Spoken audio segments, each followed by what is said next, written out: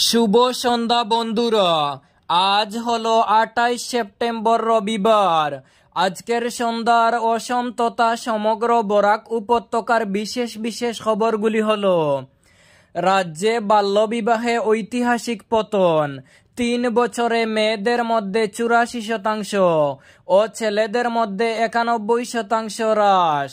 Champions of change পুরস্কার পাচ্ছেন মুখ্যমন্ত্রী হিমন্ত বিশ্ব শর্মা।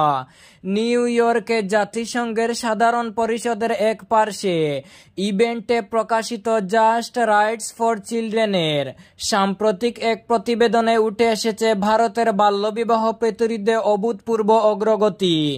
বিশেষ করে আসাম রাজ্য বাল্যবিবাহ রোধে দেশের মধ্যে সবচেয়ে উল্লেখযোগ্য সাফল্য অর্জন করেছে।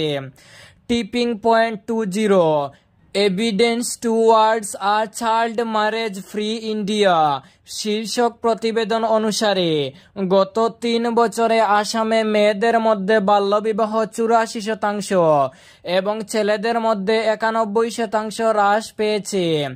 জাতীয় গড়ের তুলনায় এটি এক নজিরবিহীন সাফল্য, যেখানে সমগ্র ভারতে মেয়েদের মধ্যে বাল্যবিবাহ 69% এবং ছেলেদের মধ্যে 72% হ্রাস পেয়েছে। প্রতিবেদনে আরও বলা হয়েছে, আসামের পর বাল্যবিবাহ হ্রাসের দিক থেকে শীর্ষে রয়েছে মহারাষ্ট্র ও বিহার। পরবর্তী খবরে যাওয়ার আগে অবশ্যই ভিডিওটিতে একটি লাইক করুন এবং চ্যানেলটি সাবস্ক্রাইব করে পাশের বেল আইকনটি বাজিয়ে রাখুন এবং ফেসবুক পেজটি ফলো করে ভিডিওটি অবশ্যই শেয়ার করুন, যাতে সঠিক তথ্যগুলো সবার কাছে পৌঁছাতে পারে। অসম সরকার পরিচালিত অরুণোদয় প্রকল্পের অধীনে উপকারভোগীদের ব্যাংক অ্যাকাউন্টে আগামী 7 অক্টোবর থেকে প্রতিজনকে 1250 টাকা করে প্রদান করা হবে। তবে সম্প্রতি সোশ্যাল মিডিয়ায় কিছু ভুয়া সংবাদ ছড়ানো হচ্ছে, যেখানে দাবি করা হচ্ছে যে টাকা আগামী 2 অথবা 3 অক্টোবর থেকেই জমা হতে শুরু করবে। প্রশাসন স্পষ্ট জানিয়েছে, এই তথ্য সম্পূর্ণ মিথ্যা ও বিভ্রান্তিকর, তাই সাধারণ মানুষকে সতর্ক থাকার আহ্বান জানানো হয়েছে। প্রকৃত তথ্য অনুযায়ী অরুণোদয় প্রকল্পের টাকা কেবলমাত্র নির্ধারিত তারিখে অর্থাৎ 7 অক্টোবর থেকেই উপকারভোগীদের অ্যাকাউন্টে জমা হবে। জুবিনের জীবনী স্কুল পাঠ্য হচ্ছে, গুয়াহাটি বিশ্ববিদ্যালয়ে বসবে মূর্তি। অসমের কিংবদন্তি গায়ক জুবিন গর্গকে সম্মান জানাতে এক ঐতিহাসিক সিদ্ধান্ত নিয়েছে অসম বিদ্যালয় শিক্ষা পরিষদ। প্রয়াত সঙ্গীত আইকনের জীবন ও কর্মকে শিক্ষার্থীদের কাছে তুলে ধরতে তার জীবনী স্কুলের আধুনিক ভারতীয় ভাষা বা MIL পাঠ্যক্রমের 14টি প্রধান ভাষায় অন্তর্ভুক্ত করা হবে। এই ঘোষণা অসমের সাংস্কৃতিক ঐতিহ্য এবং জুবিনের অবদানের সঙ্গে পড়ুয়াদের পরিচয় করানোর একটি গুরুত্বপূর্ণ পদক্ষেপ। পড়ুয়ারা তার অসাধারণ সঙ্গীত যাত্রা, মানবিক দর্শন এবং শিল্পের প্রতি অঙ্গীকারের সঙ্গে পরিচিত হতে পারবে। একই সময়ে গুয়াহাটি বিশ্ববিদ্যালয়েও জুবিনকে সম্মান জানিয়ে সেখানকার centre for performing arts and কালচারের নাম পরিবর্তন করে জুবিন গার্গের নামে রাখার সিদ্ধান্ত নিয়েছে। গত 26 সেপ্টেম্বর আনুষ্ঠানিকভাবে এই সিদ্ধান্ত নিশ্চিত করা হয়েছে। বিশ্ববিদ্যালয় কেন্দ্রে প্রবেশ পথে জুবিনের একটি মূর্তি স্থাপন করা হবে এবং তার সঙ্গীত ও কৃতিত্বের বর্ণনামূলক কফি টেবিল বই প্রকাশ করা হবে। আই লাভ মুহাম্মদ প্রতিবাদে উত্তাল উত্তরপ্রদেশ, ষড়যন্ত্র ভেস্তে দিতে কড়া পদক্ষেপ যোগীর। নবরাত্রির শুরুতেই অশান্তি রোধে কড়া বার্তা দিলেন উত্তরপ্রদেশের মুখ্যমন্ত্রী যোগী আদিত্যনাথ। রাজ্যের অভ্যন্তরে যারাই অশান্তি সৃষ্টির চেষ্টা করবে তাদের বিরুদ্ধে দ্রুত ব্যবস্থা নেওয়ার নির্দেশ দিয়েছেন তিনি। শুক্রবার রাতে এডিজি, ইন্সপেক্টর জেনারেল, আইজি, বিভাগীয় কমিশনার, জেলা ম্যাজিস্ট্রেট এবং জেলার পুলিশ প্রধানদের সঙ্গে আইন শৃঙ্খলা ব্যবস্থা নিয়ে আলোচনা করেন যোগী আদিত্যনাথ সরকার। সেখানেই তিনি এই নির্দেশ দিয়েছেন। সম্প্রতি উত্তরপ্রদেশের বিভিন্ন জায়গায় আপত্তিকর জনসভা এবং মিছিলের আয়োজন করা হয় বলে অভিযোগ উঠেছে। সেই মিছিল থেকে উস্কানিমূলক স্লোগান দেওয়ার অভিযোগও করা হয়েছে। যোগীর দাবি, এই ধরনের ঘটনা আসলে রাজ্যের শান্তি বিঘ্নিত করার জন্য সুপরিকল্পিত ষড়যন্ত্রের অংশ। সরকার এই ধরনের কোনো অশান্তি সহ্য করবে না বলেও জানিয়েছেন তিনি। উত্তরপ্রদেশে সাম্প্রতিক অতীতে আই লাভ মুহাম্মদ লেখার পোস্টার দেখা যায় এক মিছিলে। সেই নিয়ে শুরু হয় প্রবল চাপানুন্তর। কানপুর, বারেলি, সম্বল, আগ্রার মতো জায়গায় ছড়িয়ে পড়ে উত্তেজনা। সংঘর্ষে জড়িয়ে পড়ে দুই সম্প্রদায়। যোগী জানিয়েছেন, এই মিছিলে জড়িত একজনকে রেহাই দেওয়া উচিত নয়। ভিডিও ফুটেজ এবং সোশ্যাল মিডিয়া ফুটেজ দেখে খুঁজে প্রত্যেকের বিরুদ্ধে ব্যবস্থা নেওয়ার নির্দেশ দিয়েছেন তিনি।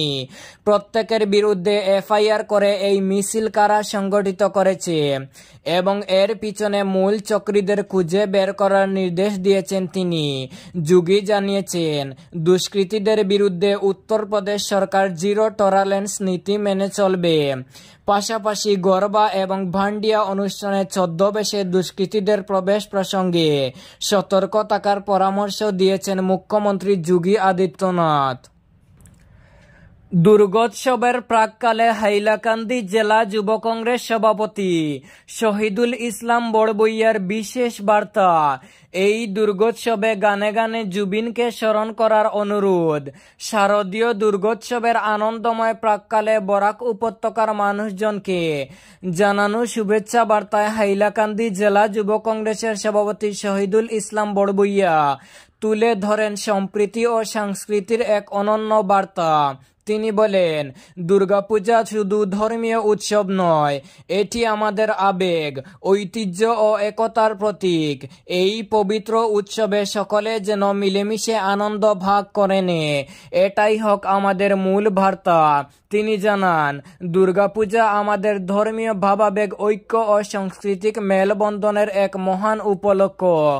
এই পবিত্র উৎসব হোক ভালোবাসা, ভ্রাতৃত্ব এবং শান্তির বার্তাবাহক। তৎসঙ্গে শহীদুল ইসলাম বড়বইয়া একটি আবেগঘন অনুরোধ জানিয়েছেন। পূজা মণ্ডপ কিংবা স্থানীয় সাংস্কৃতিক মঞ্চে জুবিন গার্গের স্মরণে বিশেষ আলোচনা সভা, তার জীবনের গল্প ও সঙ্গীত ভিত্তিক অনুষ্ঠান আয়োজন করা হোক। সড়ক সুরক্ষা সপ্তাহে কাছাড়ে সচেতনতা অভিযান শুরু।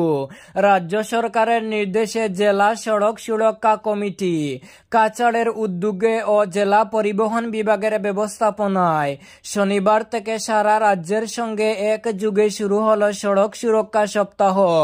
27 সেপ্টেম্বর থেকে 2 অক্টোবর পর্যন্ত চলা এই কর্মসূচিতে সাধারণ মানুষকে ট্রাফিক নিয়ম সম্পর্কে সচেতন করার জন্য নানান পদক্ষেপ গ্রহণ করা হয়েছে।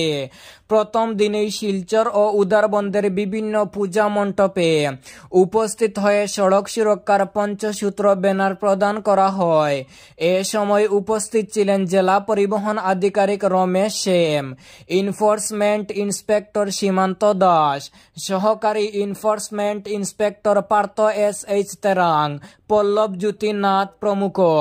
এছাড়াও স্বেচ্ছাসেবী সংগঠন নেতাজি ছাত্র যুব সংস্থার সাধারণ সম্পাদক দিলু দাস সহ সদস্যরা পূজা মণ্ডপে ব্যানার ও লিফলেট বিতরণ করে মানুষের মধ্যে সচেতনতার বার্তা পৌঁছে দেন।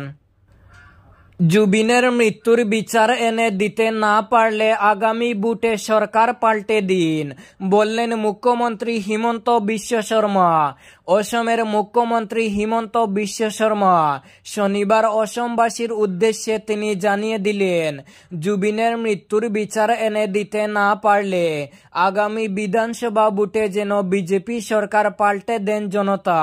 অসমের মুখ্যমন্ত্রী সকলকে শান্ত থাকার আর্জি জানিয়ে বলেন, ইতিমধ্যে অসম পুলিশ বিশেষ তদন্তকারী দল গঠন করে গায়ক অভিনেতার মৃত্যুর তদন্ত করছে। প্রিয় জুবিনের মৃত্যুর সুবিচার হবেই। শনিবার আরও এক কদম এগিয়ে হিমন্ত চ্যালেঞ্জের সুরে জানিয়ে দিলেন, বিচার না পাইয়ে দিতে পারলে অসমবাসী তাকে শাস্তি দিতে পারেন। সমাজ মাধ্যমে তার প্রশ্ন, যদি আমরা জুবিনের প্রতি ন্যায় বিচার নিশ্চিত করতে না পারি তাহলে কেনই বা আপনারা 2024 সালে আমাদের ভোট দেবেন? অসমের মুখ্যমন্ত্রী জনগণকে তার 6 বছরের পুরনো বক্তব্যের কথা মনে করিয়ে দেন শনিবার। তিনি দাবি করেছিলেন, কিছু ব্যক্তি অসমের সাংস্কৃতিক জগতের মুখ জ্যোতিপ্রসাদ আগরওয়ালা, বিষ্ণু প্রসাদ রাভা এবং ভূপেন হাজারিকার সমতুল্য জাতীয় সম্পদ জুবিনকে বিভ্রান্ত করছেন। তবে বিজেপি নেতা হিমন্তের দাবি, জুবিনের সঙ্গে তার রাজনৈতিক দর্শন বা মত আলাদা হলেও আদতে তিনি গায়কের অন্যতম ভক্ত, আজীবন থাকবেনও। অসমের সম্পদের এভাবে চলা যাওয়া তিনি মন থেকে মেনে নিতে পারেননি। এই ছিল আজকের সন্ধ্যার বিশেষ বিশেষ খবরগুলি।